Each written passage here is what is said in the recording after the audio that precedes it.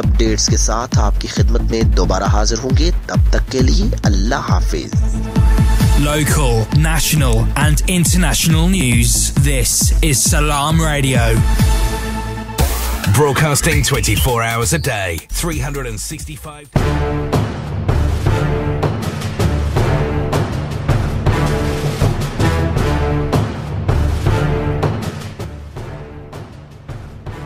Assalamu alaikum and good evening. You are listening to Let's Talk, our weekly current affairs show with me, Akil Khalil, and my co-host Hamid Chowdhury. Assalamu alaikum. On Salaam Radio 106.2 FM and Inspire FM in Luton.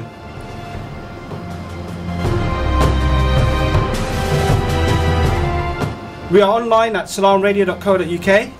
You can find us on social media at Salaam Radio, also YouTube Live, and our iOS or Android apps. We are always on air 24/7, 365, uniting all communities.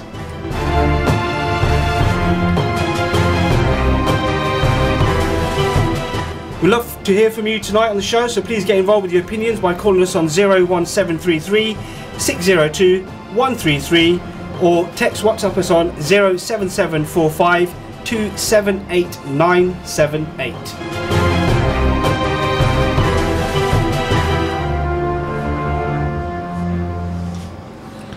Always love to have listeners calling in, eh? Oh, I would love to hear some listeners tonight. Inshallah. I think we've got good set of topics today to discuss. Hopefully, inshallah. Yeah. How you been? Alhamdulillah, not too bad, you know. Busy week as always. I mean, I say that every week, right?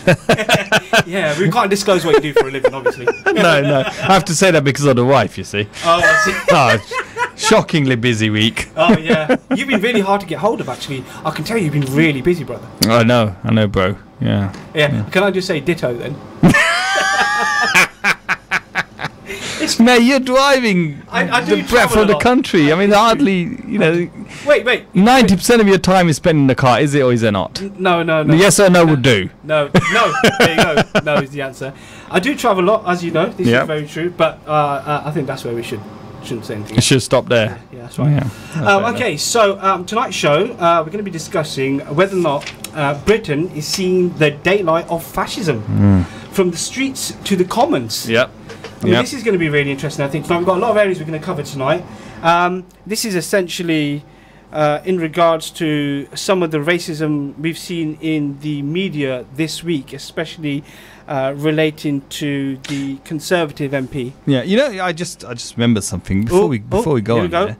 I remember seeing this art exhibition where you're talking about red lines. Okay. Right. If anyone's watching us live on YouTube right now or Facebook Live, I just want you to know I'm concerned. No. So I mean, it was very interesting. There was this the Parliament building there, and then this guy. He's a photographer, so he went around taking photographs of red lines, right? As photographers do. Photographers do. And there was these red lines in front of the Parliament building, and actually he made a very good narrative. He talked about how we live in a democracy, we live in an open Parliament, we elect our officials, they're supposed to be representing us, and so on and so forth, and yet we cannot get into Parliament, which is a public, effectively an institution that is that we select people to sit at in a kind of a public manner. Wow.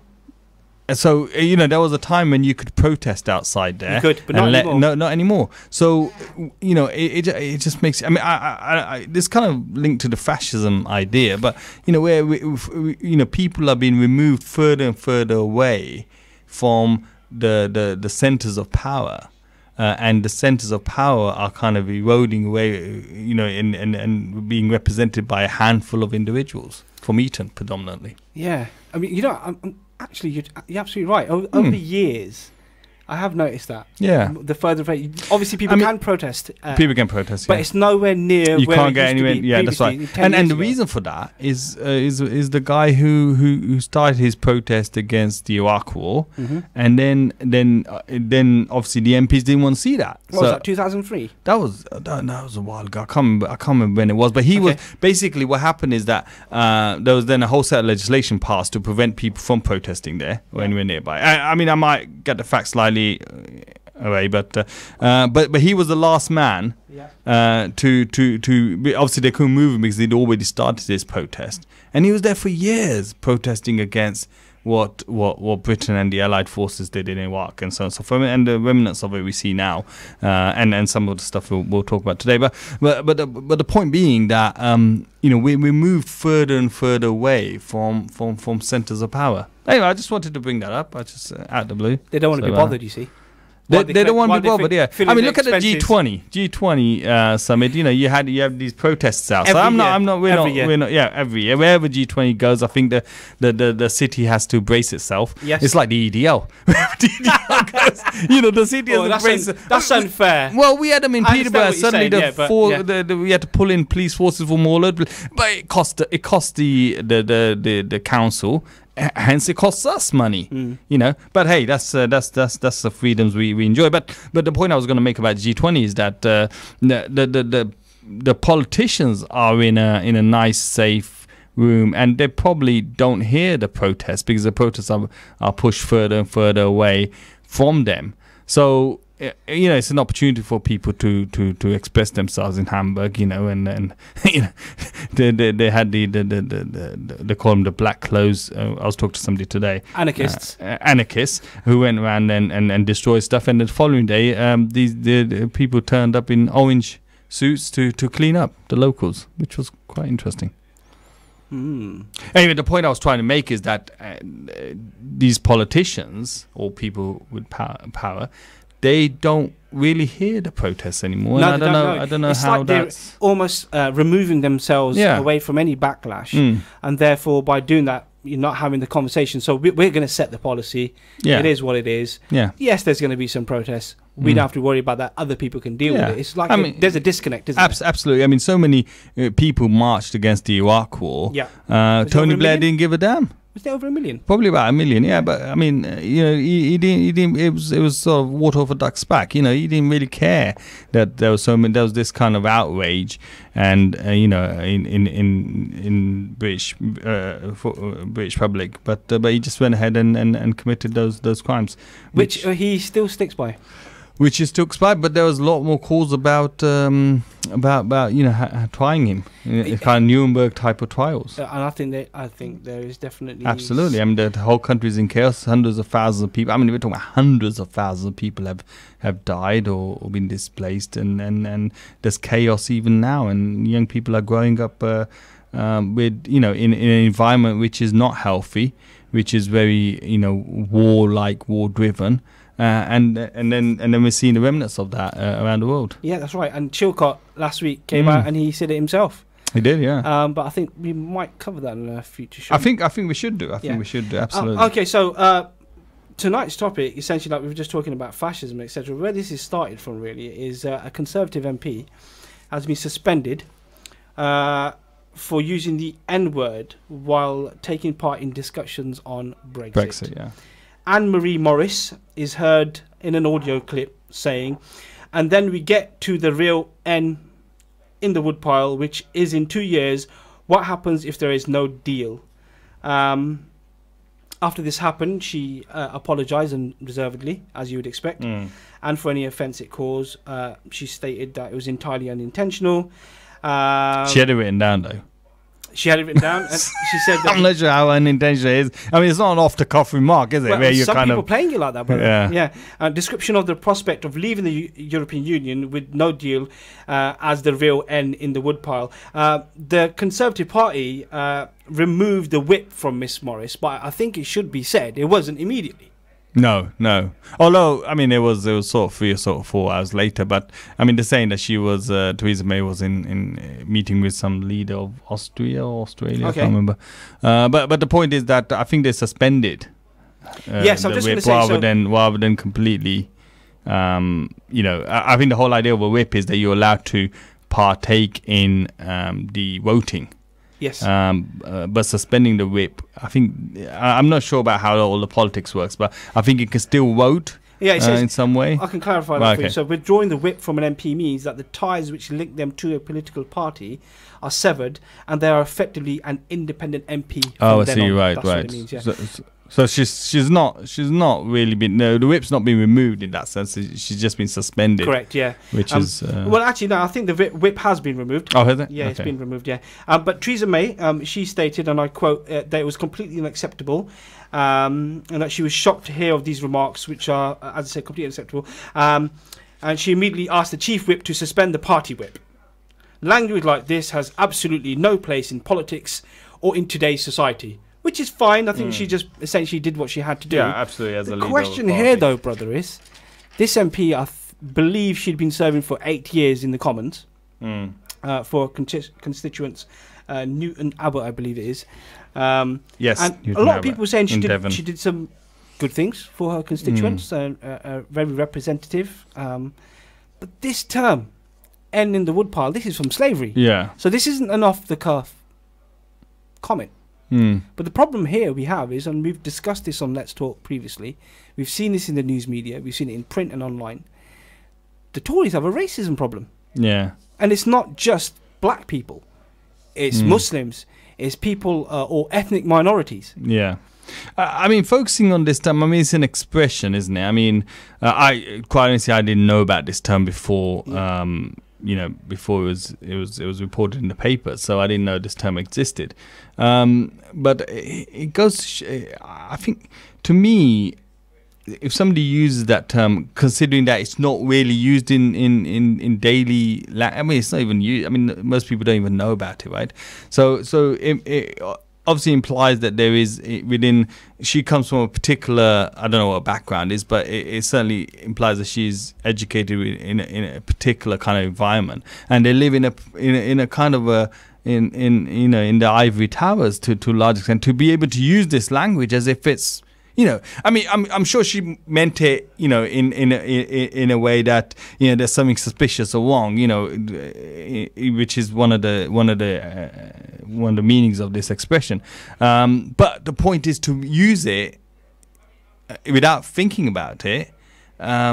Means that it maybe is in daily usage where she is from, or the people she hangs around with, or I mean, it's all speculative, or the circle she's with, and that they don't feel it's racist in any way, shape, or form. But what's also disturbing as well, brother, is one of her colleagues in the print media is quoted as saying that she doesn't have a racist bone in her body, and that she's known her for over a decade. Which again, you start to think, okay, hold on a second. So, what sort of language is being used here? Yeah, that's right. Yeah, I mean, maybe in the kind of traditional racist sense, she probably doesn't. Yeah.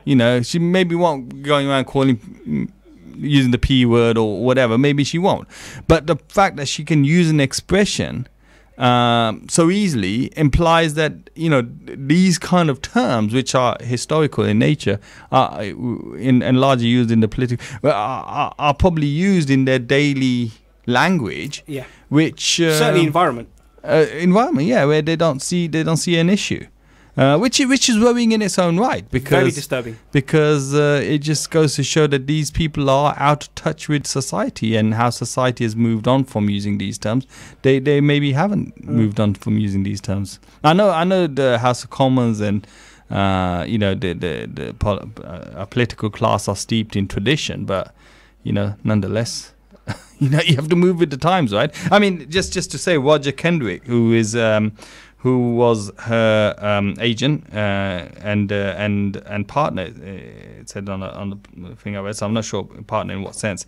But she had to distance herself from his comments, where he said earlier this year that the crisis in the education is due entirely to non-British born immigrants and their high birth rate. So I mean, there's this. So this is what I'm saying. The circle that she's surrounded herself with are coming out with remarks of this nature. So maybe in the traditional sense, she's probably not racist. I don't know. I've never met her, never spoken to her, never really knew her prior to this this kind of thing in the media. But certainly, as you kind of etch away the nuance, the terms that they are using in their everyday language could quite easily be racist. Everyone else thinks they're racist. Yeah, I agree with you. It is certainly worrying that people certainly their colleagues and their peers and people around them don't feel that it is racist. Again, this also goes back to what you were mentioning earlier on about protests and people being, there's a disconnect here. Yeah, that's right. Yeah. And it makes me think also about that chap Rodri Phillips.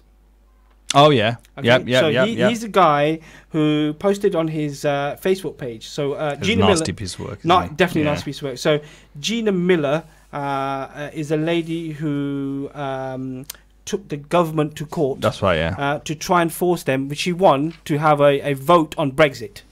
On the outcome of, what was it? Well, I mean, it was the government was saying, well, we're going to deal with it ourselves, and she said no, the Parliament should have a vote at least on triggering Brexit and just the general terms of the treaty that's going to be, or the thing that's to put forward.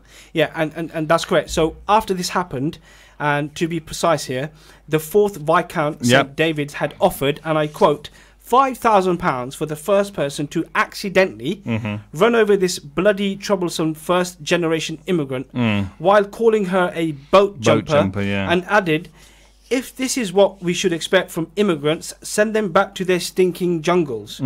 Okay, and then it went on from there. He was accused of responding. He also said he wasn't racist, though. Yes, that's right, because he has Muslim friends. Yeah, which was I mean, I don't know. Firstly, being Muslim and Islam is not a race, so I don't know whether that's racist in its own right to think that Muslims only represent a particular ethnic minority. But I don't know how you correlate the two together. Exactly. I mean, he was given a 12 weeks jail term for this, which is a great result. Yeah, it's obviously. A great result, the reason why I brought this up is it goes hand in hand with this class of people. There's a disconnect. They think it's okay. I mean, he actually said to the judge, brother, that it was satire. Yeah. What do you think, listeners? Please get involved in the conversation. You can call the studio on 01733 602 133. We would love to hear from you. You can also text or WhatsApp us on 07745278978. We're broadcasting live on Facebook and YouTube Live, so your comments are always there, are welcome. So yeah, brother. I mean, this is, I think there's a trend here. And there is. For me, since Brexit happened, it's almost as if a can of worms just opened. Yeah. I mean, I feel these people, their attitudes, their opinions and things were always Do you think there was a lid on it before Brexit? Certainly suppressed. Because don't forget, society, certainly feels like now, you're going to say, perhaps you're looking at rose-tinted glasses. But for me, I think society was certainly more suppressed with the way it was just going about its business. We just sort of, everybody accepted the status quo. But as soon as that status quo, which nobody expected, changed, and it was like people like this chap here, the Viscount, suddenly thought, well, it's free game now, isn't it? We can do what we want. Yeah. And so do you think that whereas we have social structures which keep people in check, I suppose. I mean, maybe not suppressed, but in check. So so we move these kind of, there's an evolution of society to kind of move away from prejudice and racism, xenophobia, and so on and so forth. And for God's sake, Europe has had a major issue with xenophobia and racism, especially we see Nazi Germany and Bosnia and Bosnia, the Holocaust in Bosnia, which was perpetrated by the Serbs. But but I think since Brexit, you're absolutely right. What has happened since Brexit is that people we look up to in terms of politicians and people who are authority in society, people who make the legislation for us, they themselves have moved further and further towards a kind of almost like a xenophobic narrative. Correct. So we had Nigel Farage with his UKIP party, which was always on the fringe, and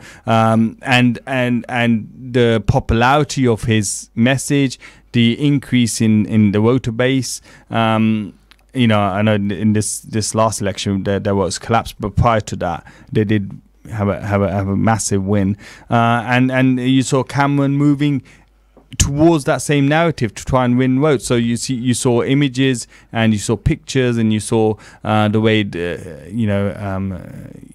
politicians were talking about people in general. Yeah, I mean, to add to that then, about David Cameron in the Commons. I know you recall this, but for the benefit of our listeners, in the House of Commons, David Cameron, he was met with cries of racist following his debate with the Leader of the Opposition when he was referring to the Labour candidate during Prime Minister's questions, and he essentially said that the Labour candidate has 9 times shared a platform with a radical imam called Salaam who has supported IS. And Cameron said he was concerned about the Labour's candidate as the Mayor of London, who has appeared again and again and again on a stage with people he described as extremists. And then obviously he was interrupted by, you know, everybody calling him a racist and so on and so forth. And then, you know, we had MPs, Labour MP Neil Coyle at the time said the Prime Minister's desperate dog whistle has now finally backfired because he had to step back. But the damage was already done. Yeah. You know. Well, the thing about that is that David Cameron would never have come out and said it in public, in outside Parliament. Because, then Salman Ghani could have taken him to court and won because what he said was a complete set pack of lies. It never was the case. I mean, in everything they said, it was completely wrong. Exactly. And it was shown, I mean, Peter Osborne who is the really Conservative Party political commentator, he really took him to task. And he said, look, if that's the case, show us the evidence. Where is it? And no evidence was forthcoming. Absolutely. And the fact that he used Parliament privilege goes to show that our politicians they're playing a very, very dangerous game with our society, because the end result is just a pressure cooker, and they're just adding fuel to the fire constantly. I just want to finish the quote off with Neil Coyle. He further stated that it now turns out that Salman Ghani campaigned for the Tories. He did. In 2015. Well, I mean, you know, when they said that they said that the Mayor of London, Sadiq Khan, shared a platform with him, then he produced a picture where him and Zach Goldsmith were having a selfie together. Exactly. He said and met Zach Goldsmith in November last year and campaigned against Sadiq Khan because of his support for same-sex marriage. That's right. This just beggars belief, brother. Yeah. But the point here is it's all the same. You know, whether you're using the N-word, whether you're attacking someone for being an extremist, you know, all these things have an effect. Now, this MP who used the term, as far as I'm concerned, it's unacceptable. She should have lost her job, brother. She should have lost her job. If this was in a different she should have been sacked from the party. She should have been sacked. I mean, you know, we see, we saw a while back, we saw people going after the Labour government, the Conservatives going after the Labour government, and saying that you got problem with anti-Semitism, you got problem with, largely anti-Semitism, and literally took them to task, where they did an internal inquiry, they got an independent external person in, Shami Chakrabarti, and others and the reports were produced and whatever. We don't see the same in the Conservative Party. Conservative Party is deeply rooted. I mean, there's xenophobia is rooted within the Conservative Party. There's Islamophobia rooted in the Conservative Party. Yet we don't see Theresa May taking the same action or having the same pressure applied to her to say, let's root this out of our party. There's no place for xenophobia, racism, prejudice in our government, in our party. And yet we don't. We hear that sometimes. We do hear that sometimes. In this case, she has come out and done the right thing, although I think she should have gone further, like you said, and sacked her. But she hasn't sacked her because she's worried about losing her very small majority, or very small. This statement. But the point is that she should have stood on the right side. And said, well, actually, I will sack her. Doesn't matter. Whatever happens, I'll sack her. But that's not happened. But there needs to be an inquiry in Conservative Party. There needs to be, an independent person needs to look at what the Conservative Party is standing for and what it is in 2017. What is the Conservative Party represented? Because time and time again, Brexit, and after that, we have seen.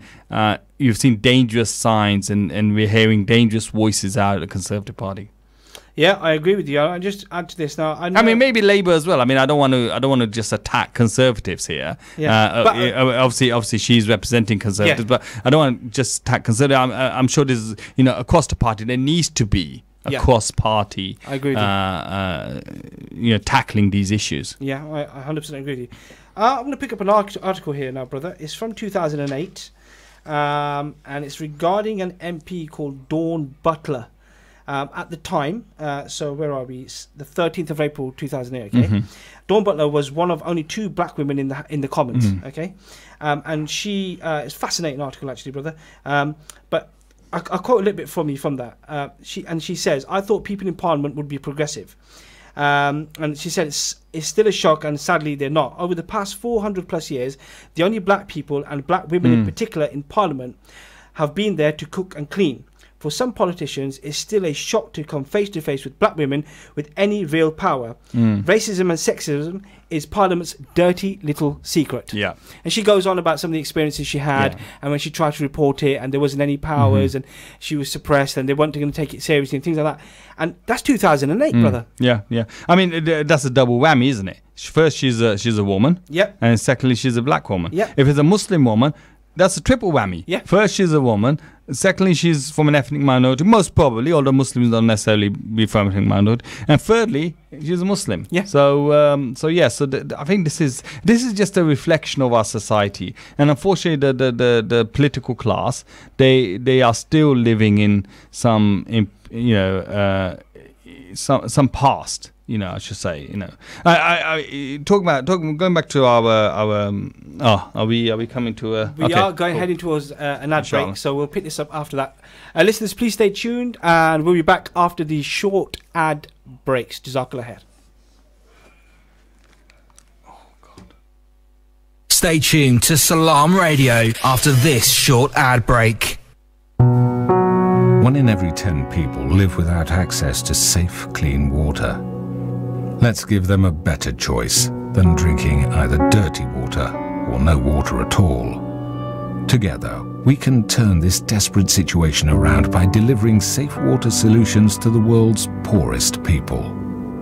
Call 0161 225 0225 or visit humanappeal.org.uk.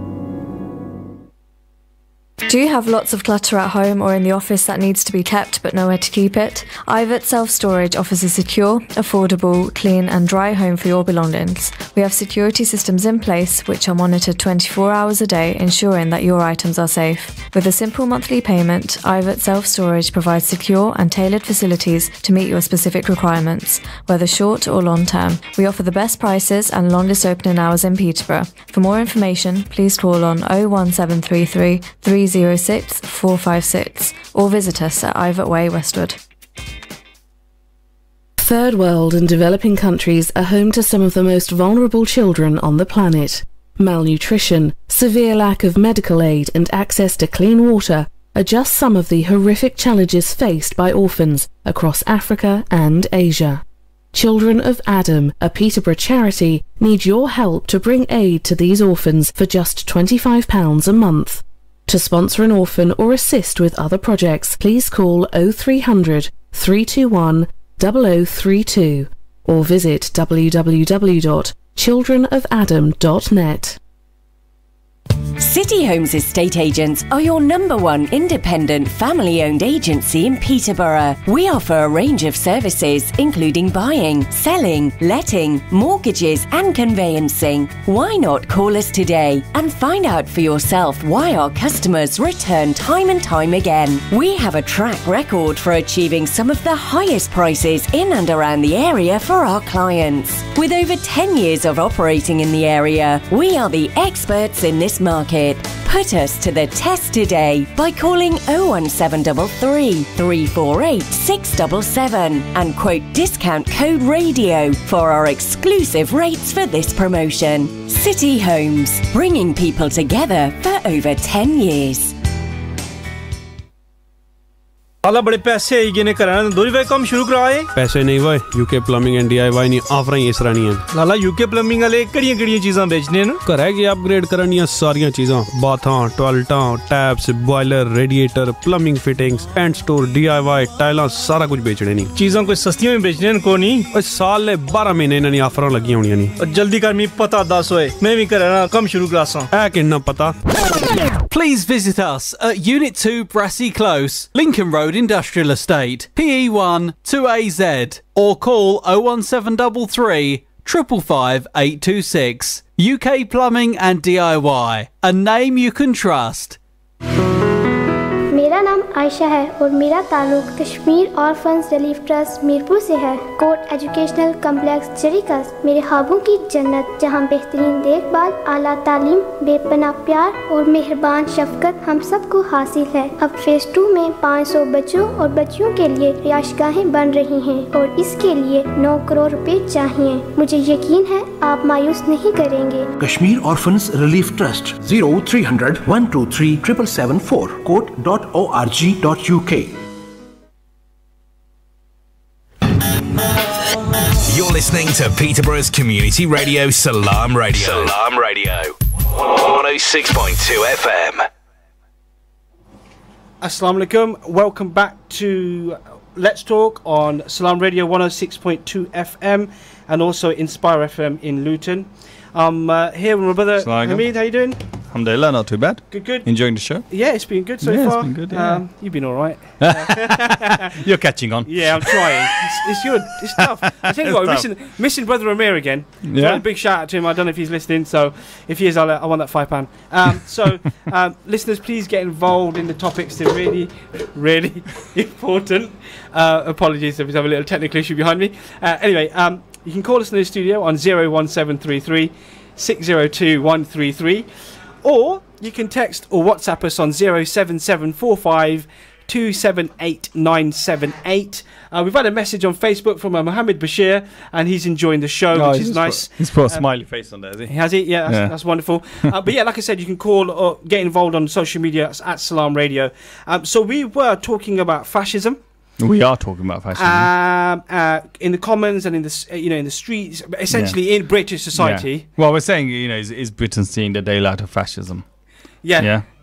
Actually, you know what? On that, I wanted to just talk about fascism and what it means, because I think sometimes we get these terms are there, but we're not entirely sure what it means. So the definition of fascism is an authoritarian and nationalistic right-wing system of government and social organization. But in general parlance, or in general use, that's extreme right-wing, authoritarian and intolerant views or practices. So I think this is, we're seeing that because there was a study, there was a report done by BMG Research that in BMG. Okay. BMG, yeah.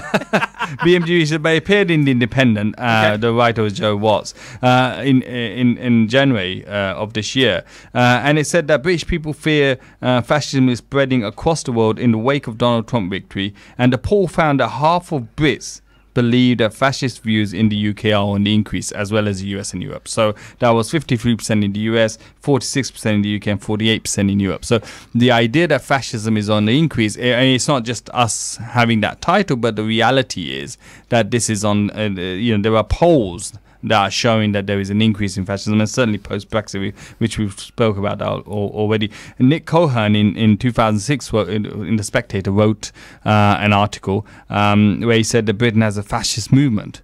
And he said that this is an actual fascism that legitimizes racism, racist hatred, and we've talked about how it's becoming legitimized. I mean, Saeed Welsi said that Islamophobia, which is another form of xenophobia and racism, Islamophobia has passed the dinner table test. She also said that in the Conservative parties there's an underbelly of Islamophobia. Along those lines, conspiracy theories, ethnic cleansing, and the conspiracy theory one's interesting because it's the idea that the far right are putting out fake news, and we already covered fake news on a previous show, are putting out a lot of fake news, which is then feeding into the kind of society, and people are reading that, and they're whipping up hatred. And I'll give you some examples later on where that's happened. They're whipping up hatred, and we've talked about that. And people just going on a frenzy and going on the attack, which is affecting everyday people on the British citizens on the streets in London. Yeah, I agree with you. I mean, those stats that you just given, actually, that's not shocking. That's not a coincidence. No, no way. That's in no way, shape, or form can that be a coincidence. Yeah. I mean, when you have people like, we spoke about it, when you have people like Nigel Farage, when you have people like David Cameron, when you have other politicians who, for their own political gain, are whipping up hatred, are forging a narrative which is very anti-immigrant, very anti-other, xenophobic, which, again, I say that again, I've said it so many times on this show, that this is exactly what was the precursor to Nazi Germany. I mean, they didn't one day wake up and say, well, we hate the Jews, or we hate anyone other than the Aryan race. It was a slow process of this kind of feeding in this xenophobia, this hatred towards anyone other than a particular group of people. And that wasn't just the Jews, but it was others as well. And that then ultimately led to Auschwitz and other terrible crimes in European history. Yeah, I mean, I agree with you. I mean, getting into a psyche takes time, generations even. But you're planting the seed generation at a time, and suddenly, some people who are sleeping their way through this will think, oh my God, how did this all happen? But you're absolutely right. The way this happens is it's done slowly. Yeah. And people need to step back and have a look at what's actually happening in our society. I mean, what people say today to Muslims, people wouldn't dare say that maybe 5 even 10 years ago. No, I agree with you. But people are saying it because it's coming from the top, because constantly they hear, we've talked about this, where for every one positive story, there's 21 negative stories against Muslims. So the idea is there's a constant feeding of negativity against Muslims, and anything positive they do is kind of page 55 in a small corner somewhere, if that, and anything negative, whether that's perceived negative or whether it is negative, is front page news on the tabloid papers, the trash papers, I agree. And they pushing that narrative, pushing that idea. I mean, look, for example, Defend Europe is an organization, it's a right-wing organization, anti-Muslim organization. They've raised £67,000 for crowdfunding to be able to hire a vessel, a ship, have people from Europe to get onto this and go over off the Libyan coast and act as vigilantes to stop people, refugees, from getting onto boat and seeking safe haven in Europe. Their stated aims are that they will undermine and they will impact the NGO organization. So that's, for somebody to do that, this is, and to be able to raise money through crowdfunding, to be able to go out there, people committed to go out there, that just shows yet again this kind of anti-Muslim behavior in Europe is on the increase. Again, Alex Schiffers, who slapped a teenager with an open packet of bacon. I don't know what that means, but anyway, he was jailed for 6 months, and he called her ISIS scum and you deserve it before he slapped her on the face. This is just everyday Joe Blogs on the street, acting out what the media and what they're reading in trash papers, and what Steve Brown, 26, guilty of racially aggravated assault in Luton Takeaway, PUP Cottage. Again, he was found guilty, 12 weeks jail. A burger van owner found guilty after refusing a customer who objected. So this guy comes in, he parks up, he goes in, he asks for, a sausage sandwich, and then they get into a conversation.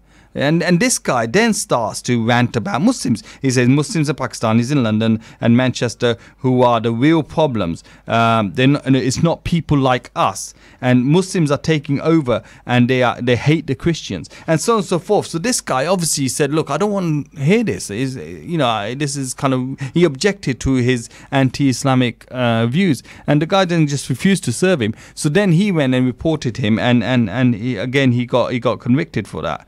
It does in Penrith. I don't know. The list goes on. I don't know. Do you want me to say a few more? No, the list. This one. I'll end with this. Yeah, Peter Scott here, 56. Yeah, he brutally removed a Muslim woman's face veil. Yeah. She was standing in Sunderland at a shopping centre, British shopping centre, outside the shop, waiting for her husband, who was in the shop, with her 9-year-old son. He went up to her, ripped her face veil off, and really, he got 15 months imprisonment for that. But this is the society that we're living through. This is because it's been this whole when you ask these people why they do it, they have little to zero understanding of Islam. Yeah.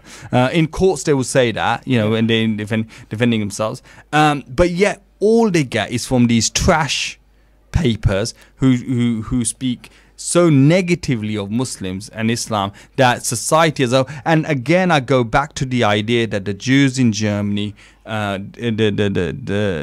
Nazis or these xenophobic racists, they didn't just wake up one day and say, yeah, this is me. They were constantly over time drip fed this kind of xenophobic message, and Jews were one of the communities. I mean, there were other communities as well, but Jews were one of the communities, and this xenophobic message over time drip fed to a point where, I mean, look at Bosnia. These people lived next door to each other. Yeah, they married, intimate. I mean, they were wearing a cross and going into a mosque and then going to a church. They didn't really know much about religion. They all they had was Muslim sounding. They intermarried, all that kind of stuff. But when it came to it, the neighbor said, "Look, there's a Muslim next door to me," and they went on the offensive just because their name sounded like Muslim. And that didn't happen overnight. That happened through a process. And all these things happen through a process. And if we don't stem it out now, and that's why MEND is doing some excellent work, as well as other organizations, MCB and others, to counter this. Because if we don't counter that, we're going to wake up one day like the Jews in Germany did, and we're going to be sitting in some Auschwitz camp somewhere in the UK. Inshallah, that won't happen. Inshallah, it won't happen. But we have to be realistic here. Yeah, we have to be realistic, and we have to keep our eyes open. Yeah, and this is why we do this show. We want to be able to talk about these things, and and hopefully some of our listeners get involved in this, because this is so important.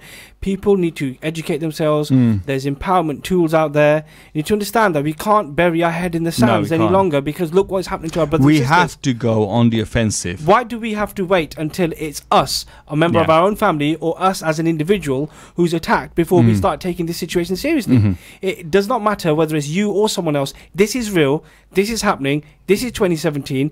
Everything, for whatever reason, whether it's the media, social media, whether it's political commentators, whether it's celebrities, whether it's people in power, in MPs, etc., there is a real drive against Islam, but not just Islam, racism, fascism, xenophobia in the world that we live today. Moreover, especially in this country, we must stand together. I mean, fascists don't really care. They'll use any agenda. So today we have EDL, who are, Britain First, EDL, these kind of organizations which have just picked up this idea of anti-Islam, because that's the media is doing a great job of that. And these are racist, fascist, xenophobic organizations which don't really care about what message they use or what tool they use, as long as it serves their purpose, and they're just using that term now. Yeah, I just want to pick up that now. So one of the other things that happened during the course of this week, brother, was the astonishing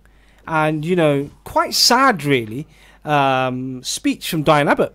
Oh yes, and she spoke, and she said she'd been repeatedly labelled the N-word in a stream of racist and sexist abuse. The Shadow Home Secretary revealed the extent, and I quote, mindless abuse she has received as an MP through emails and social media that gotten worse in recent years. She stated that she'd been intimidated, etc., received rape and death threats, and described her as an ugly fat B and N. And she went on and she said, we are talking about mindless abuse, and in my case, the mindless abuse has been characteristically racist and sexist. That's right, yeah. Now, you have to do a bit of research on Diana, but she's been a phenomenal MP. Her rise from where she was a single, only black female MP, and then as she went through the ranks, 30 years she's been in the game, right? She's done fantastically well, but nothing's changed. No. We're in 2017 and she's still getting the same thing she got 30 years ago. If not, she's now saying it's worse. Yeah, I mean, what's interesting, what she was saying was that the secretary that works for her, or a PA or whatever it is, she's saying that one of the things that she is surprised with every day coming into work is the number of time she gets, they get messages, whether it's through social media or email or whatever, where they use the N-word. Yeah.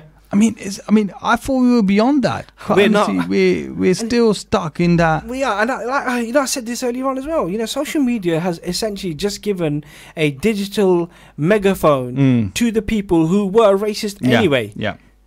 But now they're cowards because they're keyboard warriors. That's why, yeah. And so they wouldn't say this stuff to your face. They do it on. Some perhaps may do, but more often than not, you'll find a person. My own personal experience would never say these things to my face. No. But online with the keyboard, because there's that element of no one can see me. Yeah. I'm in my room. I'm in my PC. I'll send this. But isn't that worrying that there is? You just have to etch away at the surface just slightly, and the racism just comes gushing out. Oh, absolutely. And these are people we live with, we work with, we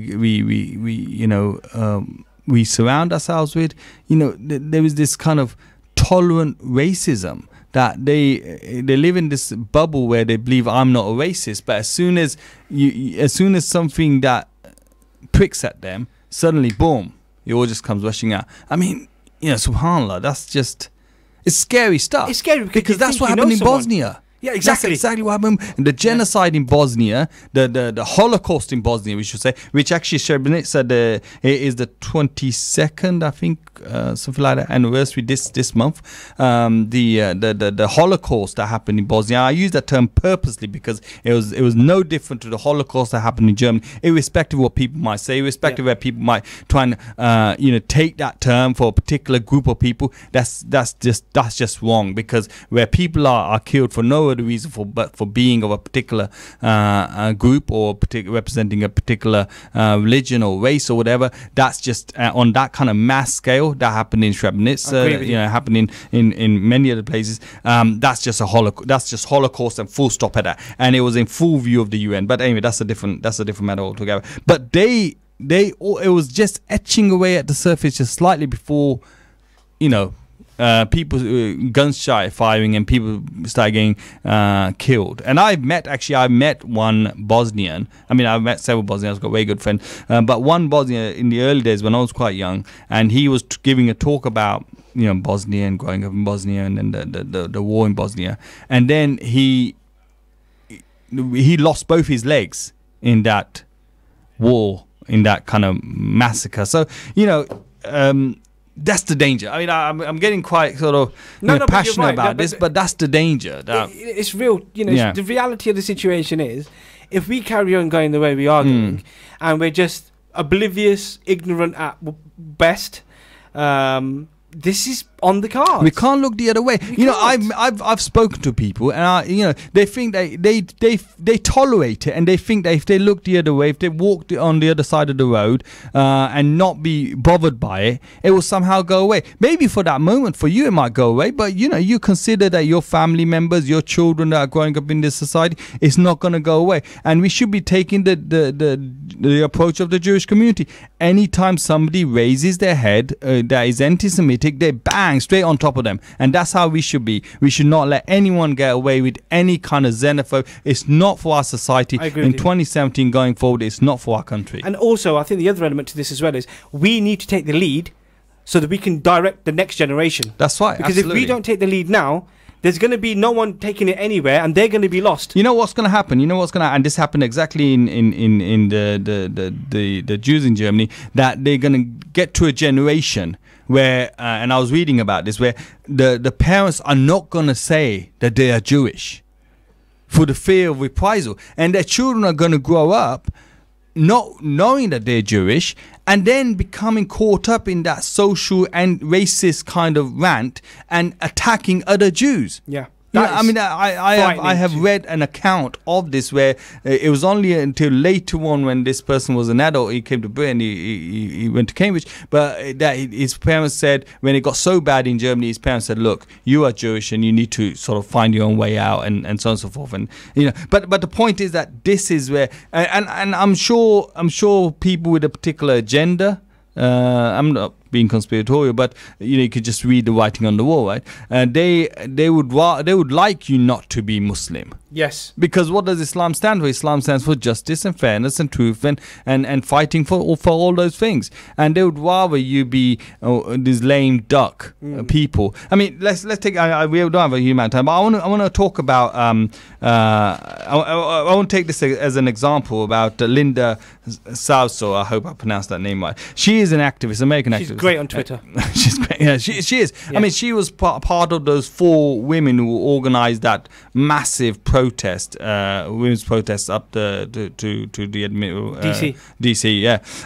Anyway, so she was giving a keynote address to ISNA, which is Islamic Society of North America, where she used the term jihad. And what she actually said was rather interesting, because she said, here we go, which we would recognize as nothing wrong with it. But so what she said was, a man came to the Prophet ﷺ and he said, what's the best form of jihad? Yeah, and our beloved Prophet said to him, a word of truth in front of a tyrant, ruler or leader, that is the best form of jihad. And then she went on to say that we must stand up to those who oppress our communities as we are struggling against tyrants, rulers, not only abroad in the Middle East or on the other side of the world, but here in these United States of America. Now, quite honestly, what she was saying was, that we need to stand up and protest. We need to stand up and fight for our rights, and not only ours, but the society at large. Yep. And we need to make sure we safeguard our civil liberties, and we need to make sure that we don't let people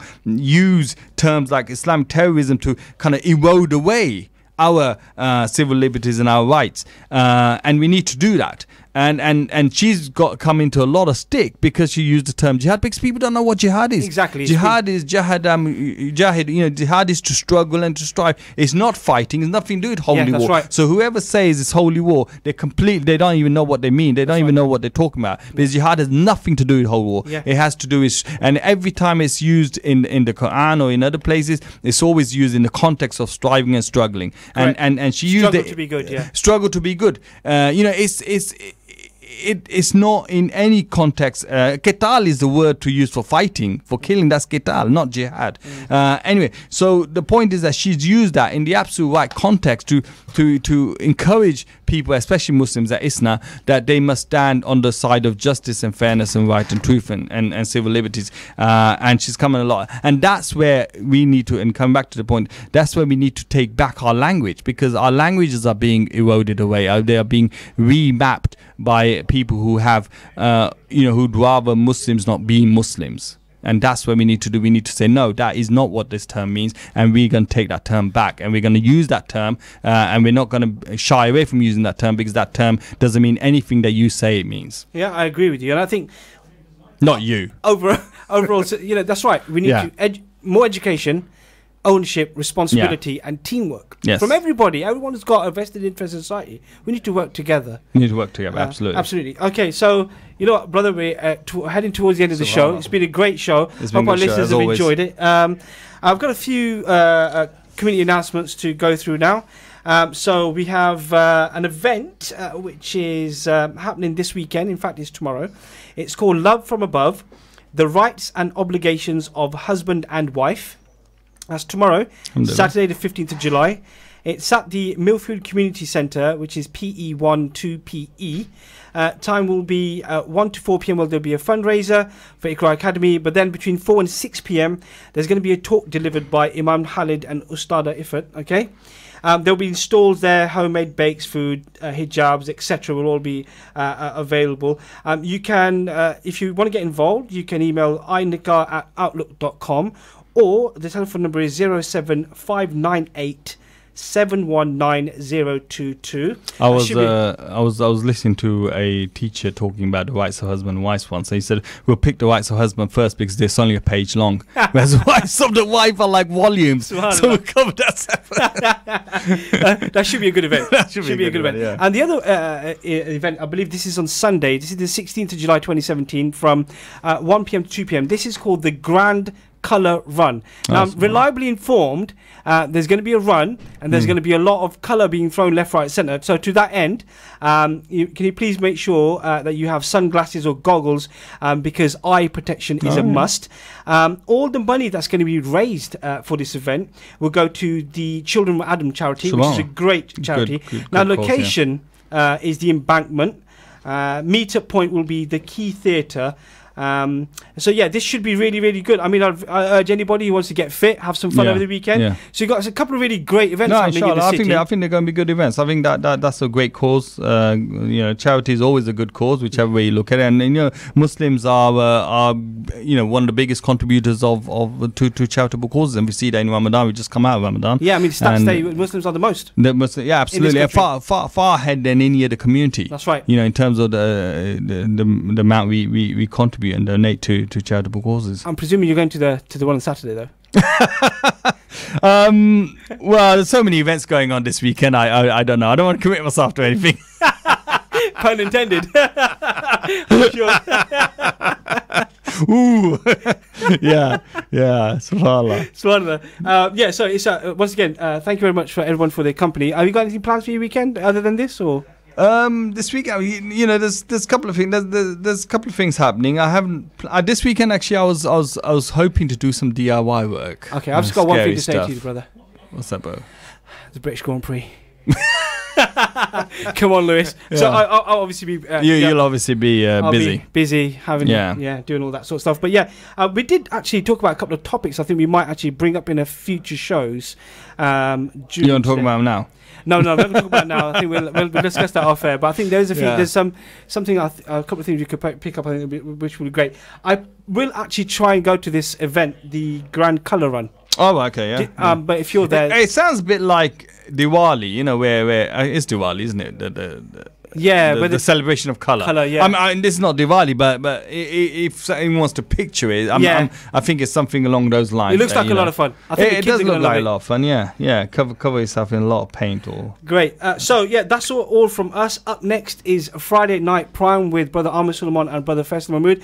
We really enjoyed your company. I hope everybody has a fabulous weekend and a great week ahead. We'll see you soon, inshallah. Jazakallah khair. Assalamu alaikum.